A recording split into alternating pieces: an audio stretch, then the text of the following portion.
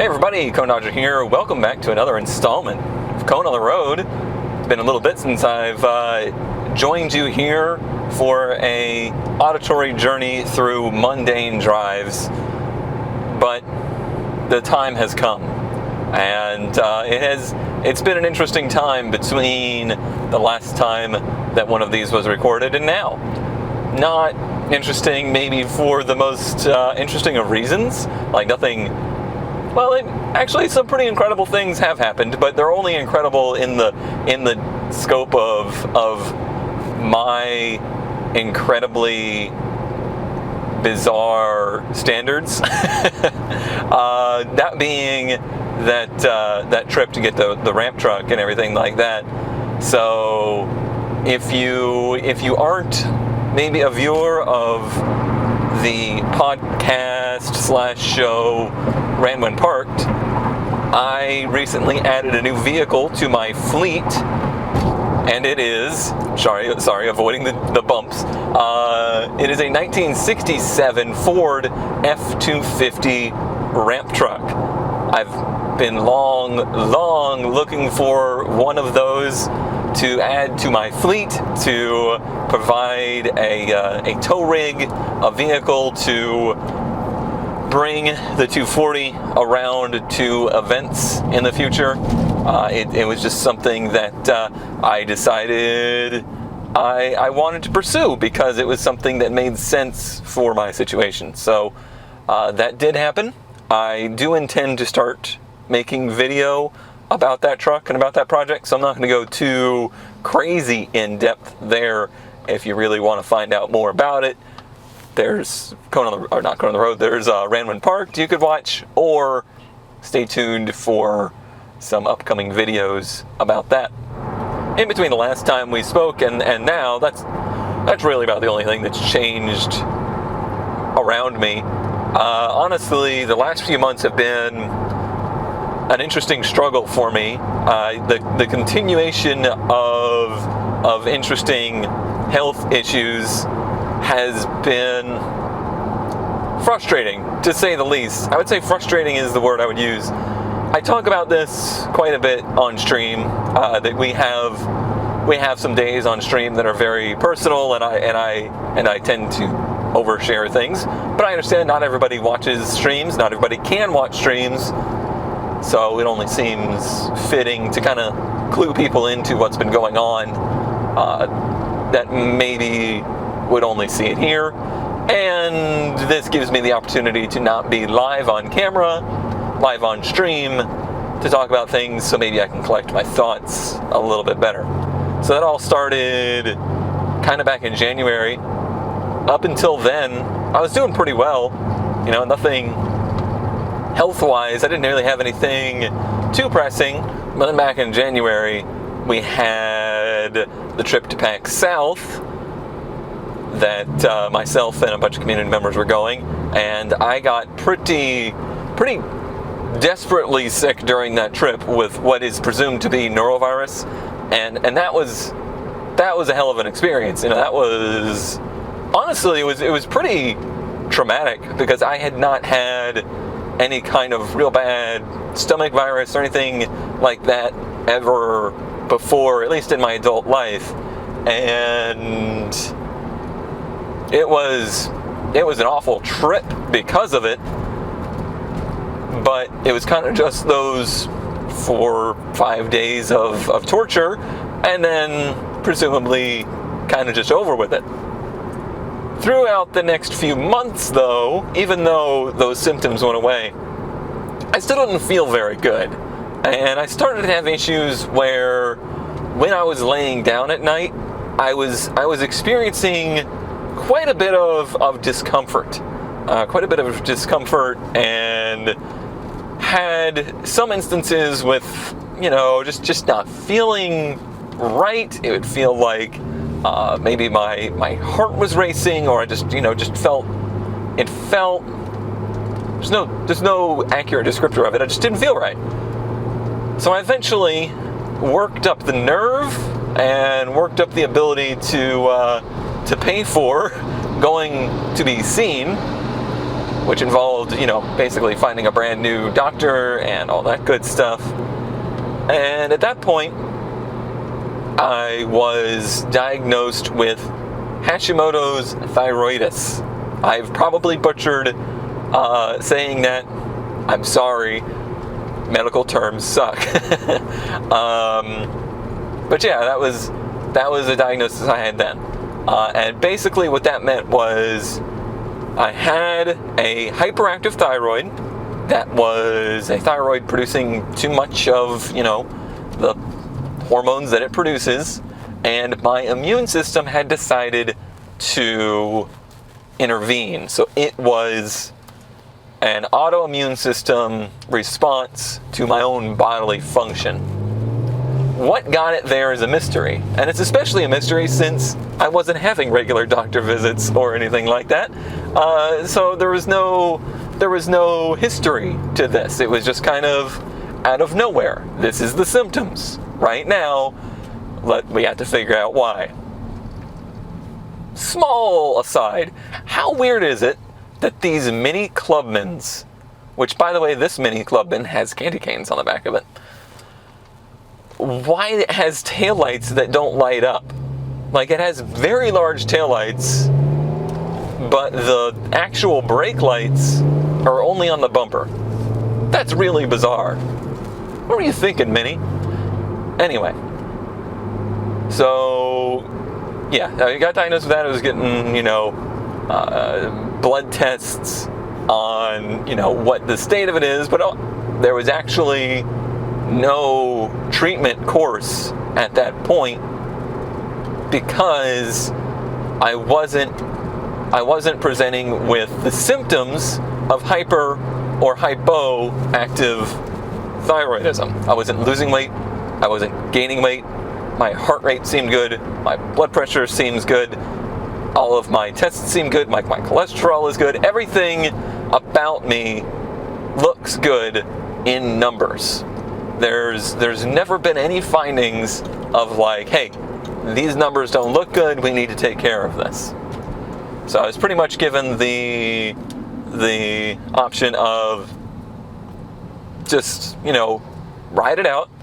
If you start to notice you're losing weight, gaining weight, if you notice you're having, low blood pressure or a low heart rate or a fast heart rate or high blood pressure, then you need to, then we need to address that.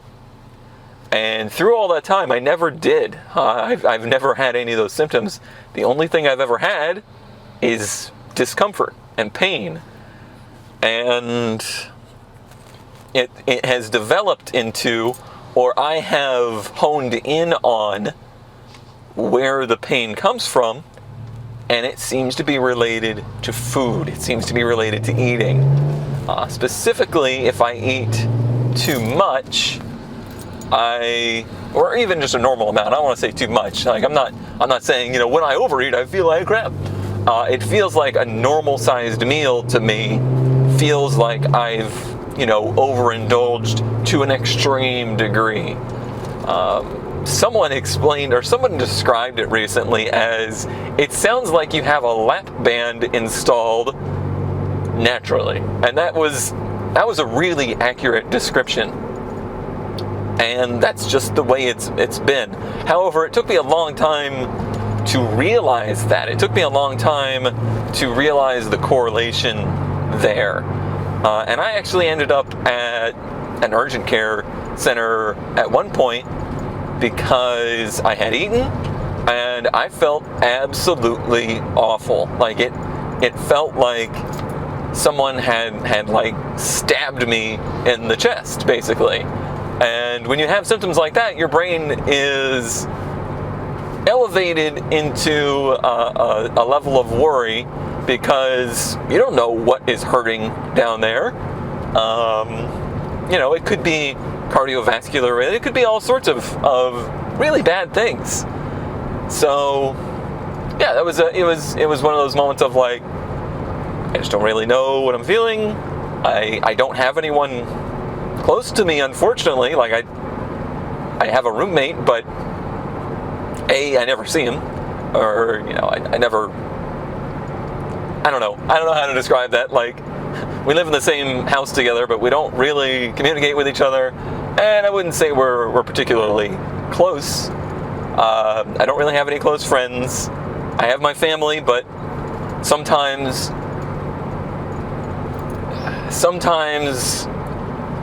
approaching them with things like this tends to make me feel more anxious. So I don't tend to overshare with that stuff. I try not to withhold, but I try not to share until I know something concrete, because I don't want them to worry. And that's just how it is. So yeah, I ended up, just wanting to be seen and just wanted to make sure that everything was fine there. And again, heart rate fine, blood pressure fine, everything seemed fine.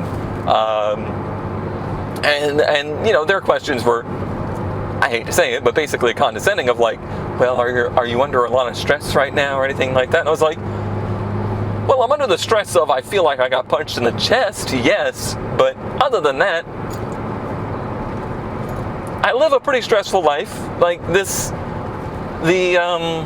solo, the self-employed work style, doing what I do is not stress-free. And I feel like some people probably think that. Like, some people probably think, oh, it must be so rewarding, it must be so relaxing to just work for yourself and not have a boss looming over you. No, I have the world's worst bosses. Me, for one, I am the world's worst boss. I am the rudest. And then I have an audience of people that have expectations. I have, input directly from I guess, customers, versus, there's no buffer there. There's no one for me to turn to, basically. There's no one there to comfort me when things aren't right. It's all on me. So yeah, it's a pretty high stress job, I think. But day to day, I don't feel like I'm super stressed about anything. But that was kind of the lead thing, is this anxiety? Is this, stomach ulcer, something like that from stress, or anything like that? And that was kind of it. And then, I started to get diagnosed with the thyroidism. Well, recently, I had a checkup. The thyroidism seems to be reducing in impact. The swelling is going down, and the numbers still look good. As far as, all of the weird hormones that produces that I don't fully understand, but have a general idea of, which is good news, but it's also really frustrating because I still feel bad a lot. And I, recently, after kind of reading my body, I was able to be a little bit more forward about, okay, well, this is really my problem right now, is when I eat, I get pains, and I do just get it, randomly as well. It's not always related to eating. I get pains. It feels like sharp pains, or it just doesn't feel good. And they were like, well, we understand that, like that sounds like gastritis or whatever, that's a condition, but we have nothing to go on as far as why that would be. Under physical exam of things of like gallbladders and pancreas and things like that, I don't present with any of the other symptoms. That is the only symptom. So it's been more probable that this is something, GI tract involved, whether it's an imbalance in my stomach as far as producing, there's a car in the dirt over there, as far as producing the right bacteria or whatever. Could be an ulcer. They're very hard to detect, and all that stuff. So as of the time of recording this, I still have no idea what's going on. The only thing I know is that under observation, there's nothing going on that seems to be a present danger. I'm just having to adjust my lifestyle to... Hold on, I'm letting the car say what it has to say first. I'm just having to adjust my lifestyle to try and keep myself comfortable. But that's really difficult, because what that involves is eating small amounts multiple times a day. I can do that on my own, sort of, but I'm terrible about eating already. I am awful. I've always been awful. I've had a poor appetite for many years. I don't like cooking. I don't even like food, to be honest. I don't enjoy eating. So that's it's a difficult thing to do. It's a difficult thing to accomplish, really. I don't know that I'm the best at it. It starts to really become a problem in social situations, because people invite me to dinner, people invite me to lunch. I'm soon going to be traveling to the Minecraft Marathon. We're all going to Chicago. We're hanging out. Everyone's going to be like, food. They're already talking about it. Food. And I'm just like, because I know it's going to be an awkward situation of like, great, everyone wants to go to this amazing pizza place. All right, I want this much food, and they're going to give you this much food, and you can't just get this much food. I certainly don't have like a significant other. I'm going to just be like, all right, you get something, and I'll just have, a little bit. So that's the mental side of it that I know it's really frustrating, and that's probably the worst side effect of what's been going on. But I can deal with that. I'm just trying to, more than anything, move forward and kind of get back to just trying to live without thinking about it, because for the entirety of this year, it's been something that's been a constant frustration for me. It's been constantly something on top of all the other stuff that has been a problem here and there. Hello, sudden rain. Oh, Florida. I guess I'll stop for a moment.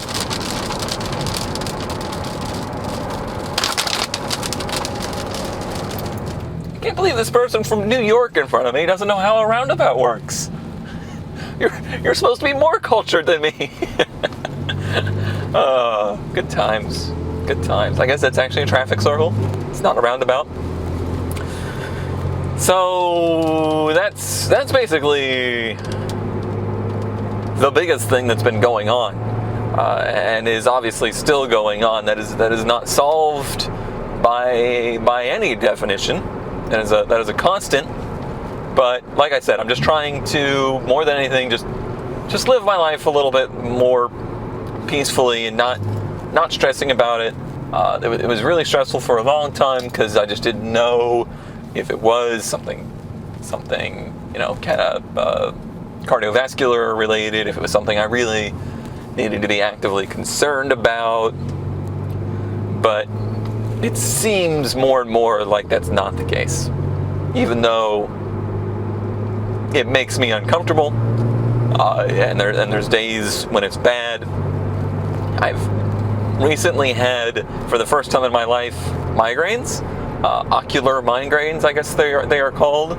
I've had 2 of those, and I have to assume that that's because I'm probably not getting the right nutrition currently because of the way that I'm eating. And the first one was when traveling, and when traveling I couldn't do my little micro meals throughout the day, Micro's tiny little meals, because we were traveling, we were on the road.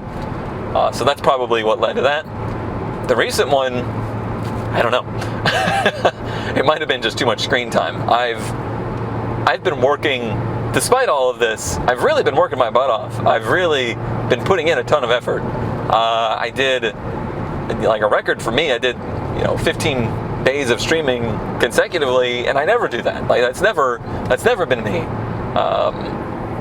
And been putting in some pretty long days. Like I've done upwards of 8 hours of streaming in a day. That's not usually me. But I think it's also one of those things where working keeps me distracted, And being distracted keeps me from thinking about what's been going on inside of me, but that doesn't help me. That doesn't help me feel any better, that's for darn sure. It's just a distraction.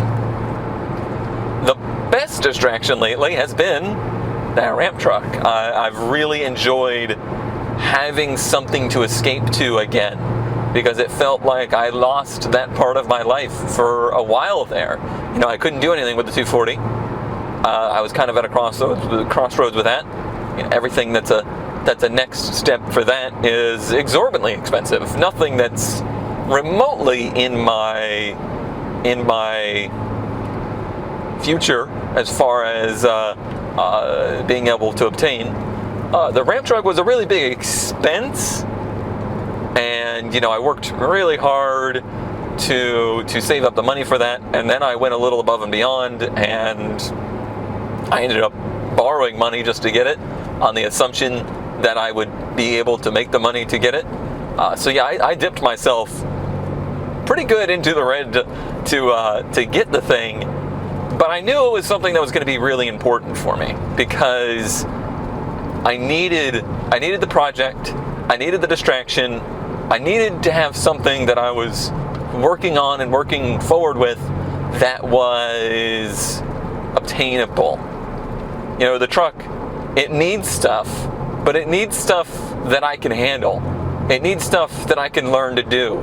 It needs stuff that's, replacement parts. It doesn't necessarily need well, if I want to upgrade the 240, the next upgrade it needs is a minimum of $2,000 for one small project. Like, I would only get one video out of content, or one stream of content out of that $2,000. That's atrocious value for me. Versus the truck, I can get many hours of work done on that for a couple $100. Like, I've done a lot of stuff with the thing already, and I've really only put maybe $400 into it so far. And the pile of stuff that we have already gotten for the thing is pretty big. So that's where it felt right to me to try and tackle that project. It feels wrong to me to tackle the project because of the timing of all of that is a bit rough, since my day-to-day life is still pretty thin, especially trying to cover, new medical bills and stuff like that. And I don't have a solution to the housing situation. And I just recently got word that my housing situation is probably going to need to be solved within 6 months. I'm still absolutely amazed, and I'm very thankful for the fact that I still have a roof over my head. When I moved to where I moved, it was on a month-by-month basis. It was on a very temporary situation. I was helped out tremendously with this. If not for that opportunity, I never would have been able to, attempted to do full-time content. So that's been great. But I've talked about it at great lengths, the frustration of the fact that was supposed to be temporary, and it makes me feel like crap that I can't get myself into a permanent situation. But honestly, trying to get into a permanent situation at this point seems so out there. It seems so impossible at this point that worrying about it and thinking about it only makes my life worse. So I kind of just had to sweep all that back and just pretend it's all fine. And when the day comes that something's got to happen, well, then I got to make something happen. I almost think I work better under that kind of pressure of like, well, here we are. I got a week to figure out somewhere to be. I'm pretty good at making something happen. The ramp truck was a good example of that, actually, because that thing came up for sale. I asked about it. I went to look at it, and it was at my house within a week. And during all of that, I did not have the money to actually make it happen going into it. And if I had planned for it, I don't know that I ever would have come up with a plan to make it happen. But I'll be darned if I didn't make it happen. And honestly, it worked out. Did it put me in a better situation? No.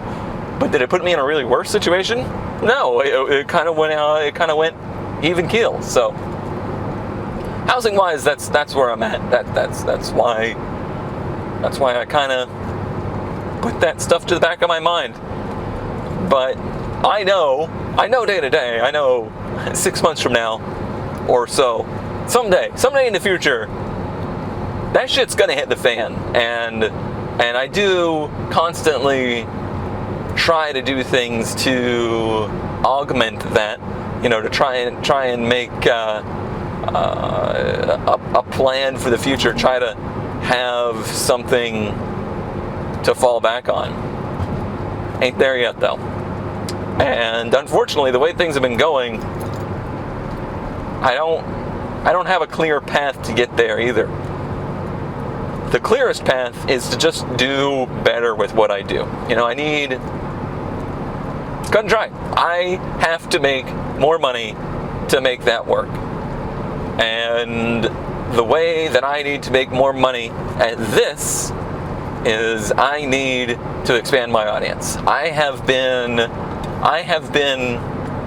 overextending my audience for so long already. I absolutely can't overextend them any further.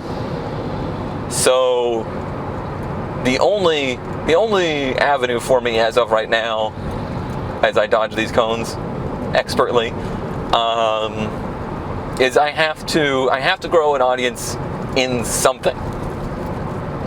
Twitch has been really, really good to me lately. I think we're in a good groove. I love the audience we have. I like the content that we make. I like the flexibility that I have. I'm able to do all sorts of different things, and it doesn't feel like any one of those things is a drawback to the channel anymore. It feels like those things are good for the channel now, like to have the variety. And that's really cool. That's something I haven't experienced in a long time. So, feels good.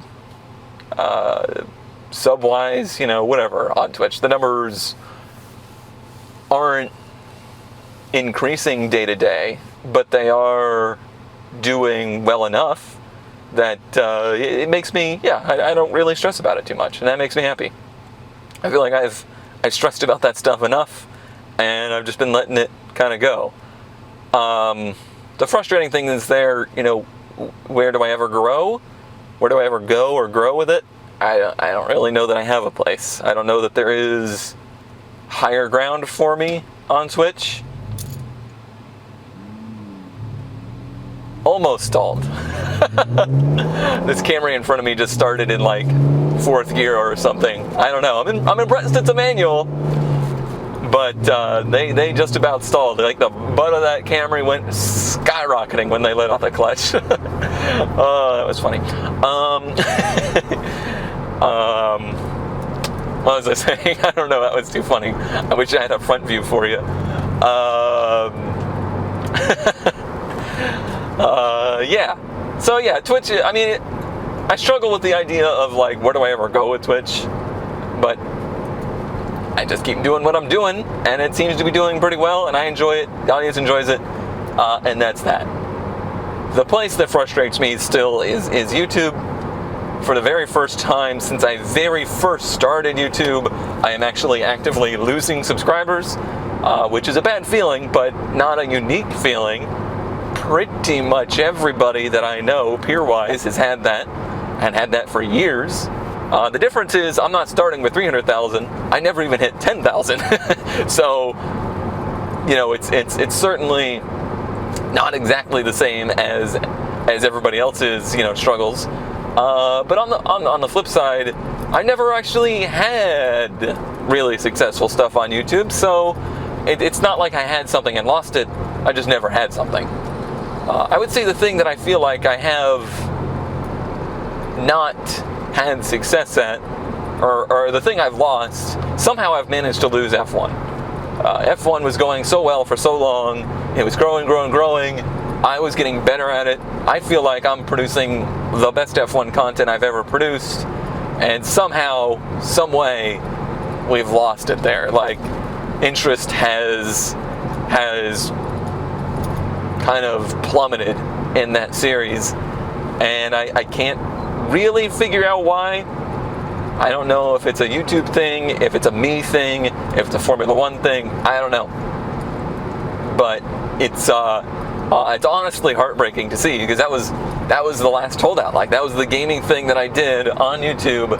That was still, it still felt like a growing thing. Like, it felt like something that I was constantly making better and was constantly performing better. And now it seems as though that chapter of the story is probably over. And it might just be time. It might just be that after so many years of doing that and so many seasons, like I've done a lot of F1, that it ran its course. It had its time, and now that chapter might be coming to a close, or it might just be on a little bit of a break. I don't know. I don't want my YouTube channel to turn into a ghost town. That would make me sad, because I care so much about it. But it's probably time for me to just try and shift again, try and evolve it again. I certainly tried the real life content specific channel at one point. That bike just missed a gear. Everybody's missing gears today. And that didn't, I enjoyed it. It went well enough, but then the whole YouTube change of demonetizing small channels happened, and it made me move away from it. Why, sorry, another tangent. Why is it that V6 Camaros and Mustangs sound so much worse than regular V6 cars? Like, my car for the most part is a V6. It's a VR6, sure. It sounds okay. I hear a lot of V6 cars, and they sound okay. But maybe it's just the perception of, like, when you hear a loud V6 in a Mustang that makes you go, ugh. I guess that's probably it, more than anything. All right, take a quick park here. Autocross. Man, I miss autocross so much.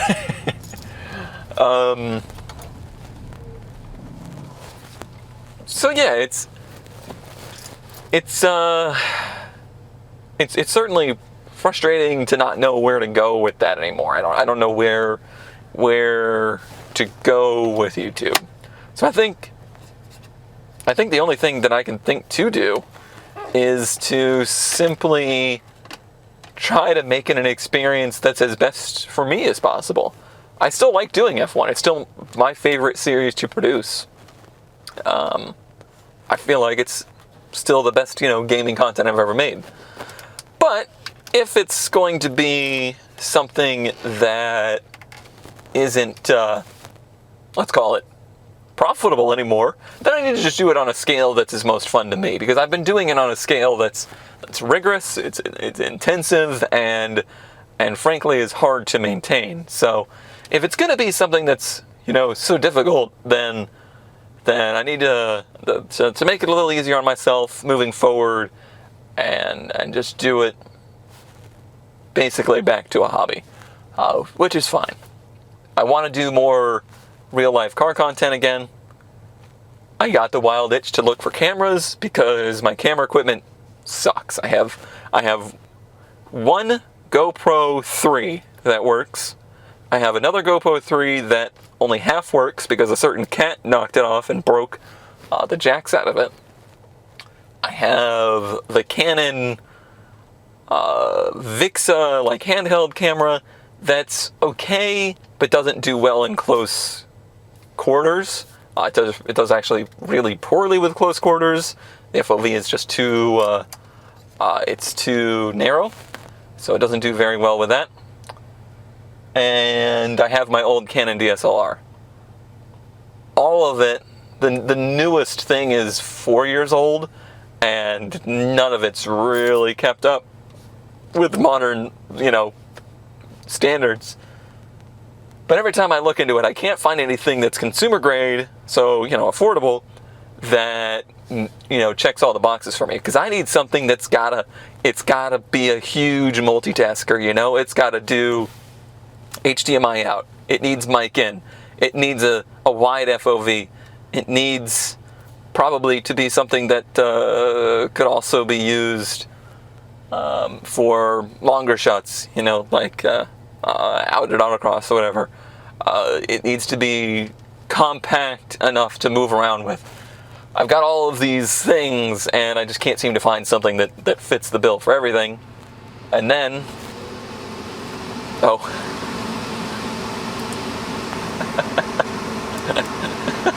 Florida, calm down.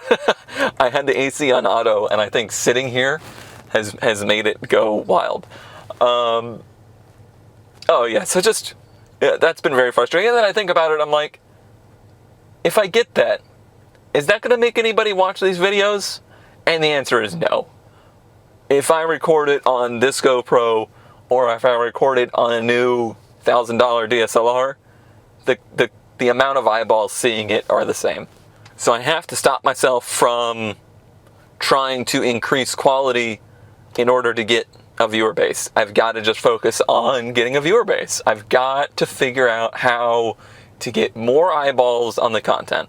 And that means either doing more interesting things, doing more unique things, or what have you. I've got to expand the viewer base instead of focusing on trying to improve the production. Because in the year 2019, quality does not equal viewers. So many of the stuff that even I watch is recorded on a cell phone. Like, freaking Doug DeMiro records all his videos on his iPhone. All of it. Like, he just has a lapel mic and an iPhone. What's his face? Cletus. Cletus is an interesting one because I know the people that he works with. Like, I know Kevin, the tuner, with them. And, like, I know, fringe people within that. They're in Florida. I know most of those people through, like, little connections. And they're not doing high-tech, high-production stuff there. They're doing stuff with GoPros. They're doing stuff with, their iPhones or whatnot. The production is really low. The editing, is pretty good. And that's fine. But it's their charisma, it's their character, and more than anything, it's their money. It's the stuff that they can do that makes people watch. Like, unfortunately, I'm not putting twin turbos in an exoskeleton car. That's not within my means. But that's how they're getting eyeballs. They're doing the wild, the crazy. That's never going to be me. And then you have the other side of it, like the Skid Factory guys. I love what they do, but they also have a perfect pair there. Woody has become an amazing cinematographer. I think he does freaking amazing shots. He knows how to read the situation. He knows how to edit really well. If he's doing all the editing for their stuff and for Benny's stuff, I don't know. But either way, they're doing stuff that I think is some of the best automotive content I've ever watched. Like, I absolutely adore their stuff. But again, they're not using super fancy stuff. They got some wireless mics and stuff like that, which is cool. They got, he's got a nice camera, but it's nothing. It's not a crew. It's not roadkill. They're not going to have a TV set with them, TV set crew. So it's doable on the small scale, even with high production value in my eye. Like, I think the stuff they're doing is high production value. But again, they have backing. They have an audience. They got an audience from Mighty Car Mods. If it wasn't for Mighty Car Mods, they never would have gotten to my eyeballs, and they never would have gotten to the general public's eyeballs. So that was such a huge part of them. So for me, 100% focus on if I want to be able to do this, how do I get people to watch it? Because that's the only way that it will survive. And that's the only way I will survive. That's the only way that I will make more money doing this.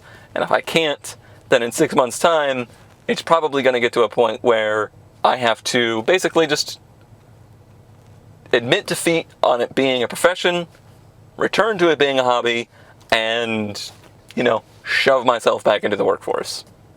That's the situation as it stands. This has already gone on pretty darn long. I see 45 minutes on that GoPro already. I was going to talk a lot more about the healthcare industry, but you probably don't want to hear more about that and how frustrating that situation is. Maybe another time. But thank you all very much for watching. This kind of video is the stuff for me. I just love sharing my thoughts and my experiences in the world.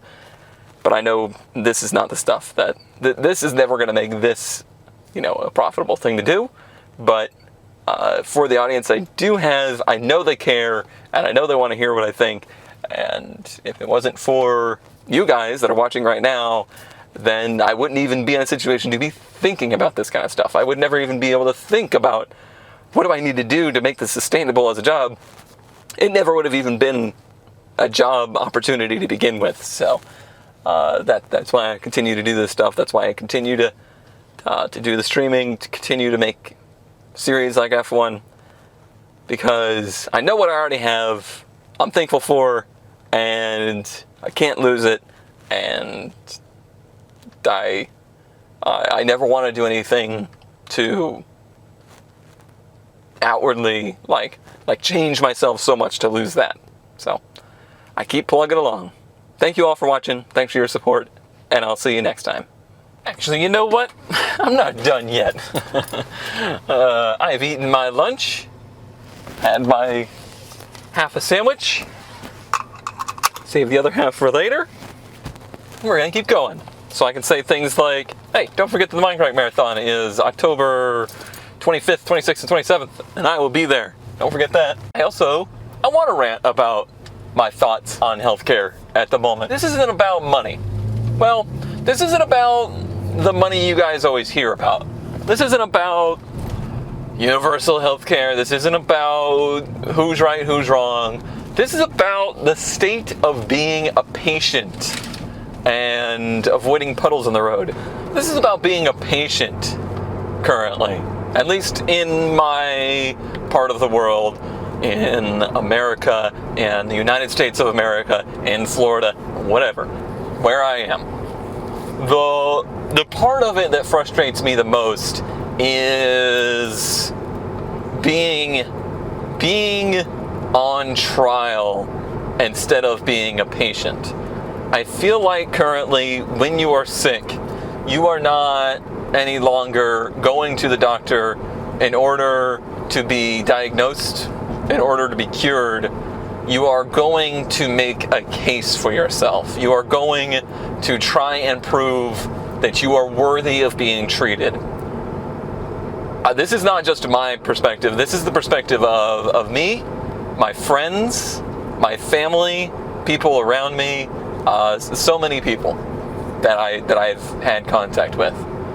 This is the frustration to me. When I go to the doctor, they already know my insurance situation. They know how much money I make. They know my means. And because of that, when I go there, I am receiving a level of care that they anticipate I can afford to pay. And because of that, I feel like people in my position that have kind of vague symptoms, probably hard to diagnose conditions, are treated with minimalist priority. I feel like 100%, I feel like I am expected to have a life-threatening condition before I am to be treated, because trying to track down what is wrong currently would be expensive and would be difficult and it would be time consuming, and any doctor knows in my situation, I couldn't afford that.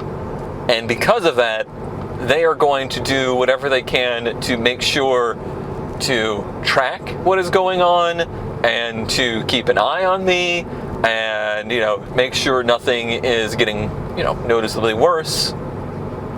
But overall, they are not prepared to treat you until you have something that is so dire that it is immediately causing a problem that could be life-threatening. That is immensely frustrating. It sucks all the wind out of you even wanting to be a human. Like, it doesn't even, that makes me feel, it makes my friends feel so worthless.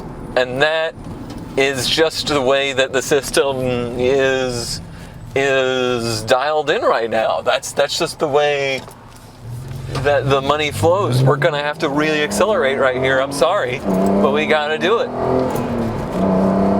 And we did it, and we got through it. But yeah, that's just so frustrating to me.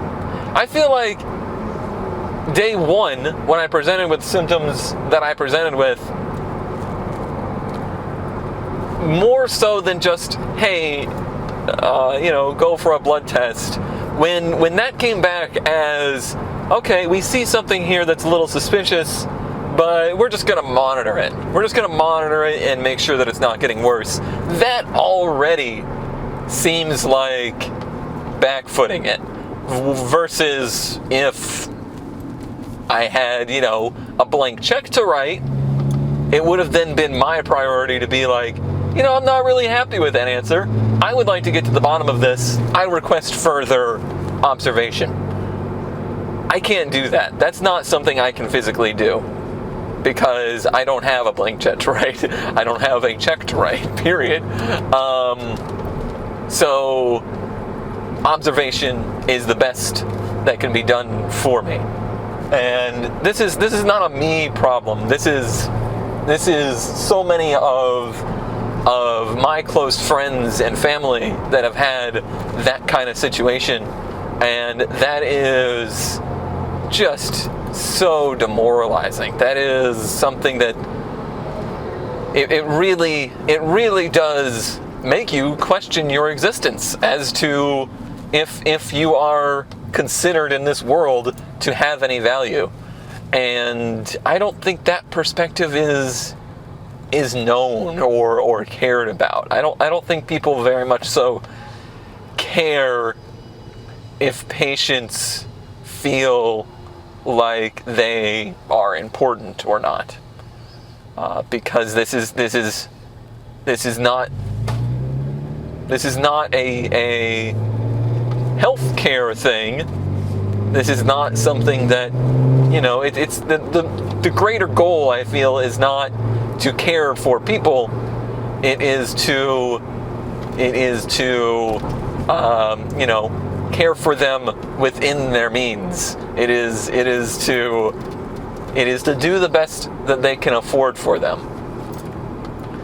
Having a dollar value placed on you is it's a sickening feeling that I hope more people in the world can understand that perspective in the future, because I don't know that a lot of people understand that perspective. That your life's value will someday be put into a calculator of, sorry, we don't think that you're financially worth that level of care. That's such a demoralizing feeling. And I'm doing the best I can. I'm not saying that I am in dire need of urgent care. I am so much more important than they think I am. That's not it at all. That's BS. That's what people on the internet will try to say in response to something like that, because they don't understand the perspective. They don't understand the perspective of somebody in shoes like that. But I have very close and important people to me that are in that position. Their lives have been valued, and their lives have been given a price that makes them feel worthless, and they are frankly left with a situation where they will have to fight for the rest of their lives in order to, like I said, be on trial to prove that they are worthy of feeling better, or worthy of being cared for. And don't think for a second that I don't understand why it is that way. I understand why it is that way. We can't afford to give everybody the level of care that they need. The amount of money it would require to truly diagnose what is going on with me, to do the ultrasounds, the CAT scans, the whatever, for anybody that presented with symptoms like me is astronomical. But what I always see is, okay, well, how do we pay for it? Not, okay, how do we make this a thing that is not actually costing so much money? How do we make this something that is for humanity rather than for profit? That conversation doesn't seem to happen. The only conversation that happens is, how do we pay for it? How do we get money to pay for this? And that blows my mind. That boggles my brain hole. I can't understand how we, as a human race, cannot separate trying to better ourselves and do that for purely the reason of making human lives better. There's a whole other side of this of if we really care for people and we really make people, live longer and live better, then it's probably worse for humanity. But that's a whole nother subject. I'm just dealing with the situation. I'm just dealing with the perception I have now of I feel like my role in society is such that I have very little value. If things are wrong with me, I am not valuable enough to be cared about. And I know there's a lot of people that feel that same way, and that's a pretty heartbreaking thing. And there's people that have less value than me, and that just makes me feel even worse for them. So when you hear people talk about healthcare, try to hear that as a discussion about humanity and not about politics. It's not about policy. It's not about sports teams. It's not about whose side's right, whose side is wrong. It's about people wanting to have other people exist as people. That's all there is to it. That is 100% what healthcare is. How can humans help humans human? I don't think that's the way healthcare is anymore.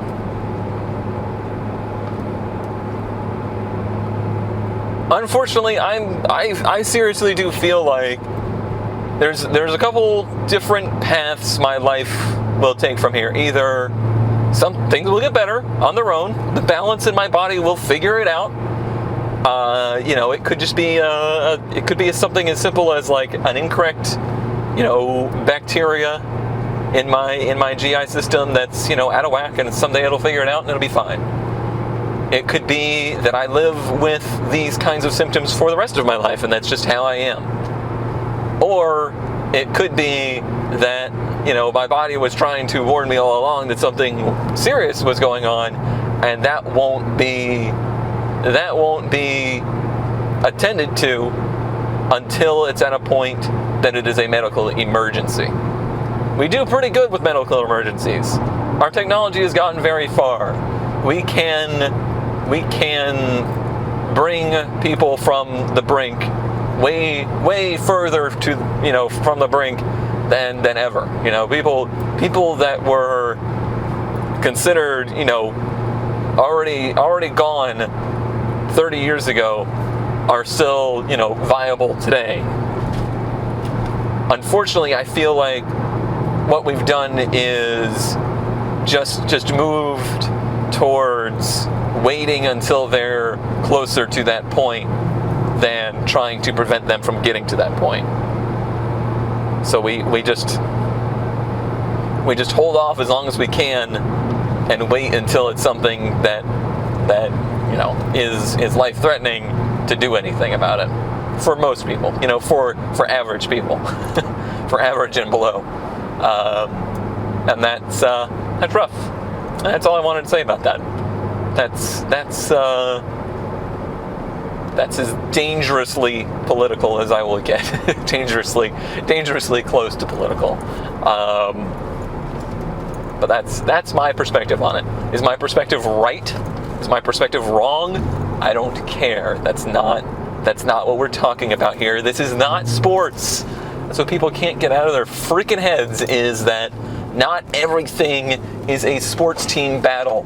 I realize football and football are very popular and that competitiveness rules the world today. But there's more to life than being right or wrong, even on the internet, even you. That's it for now. Thank you all for tuning in, and I'll see you next time, for real this time.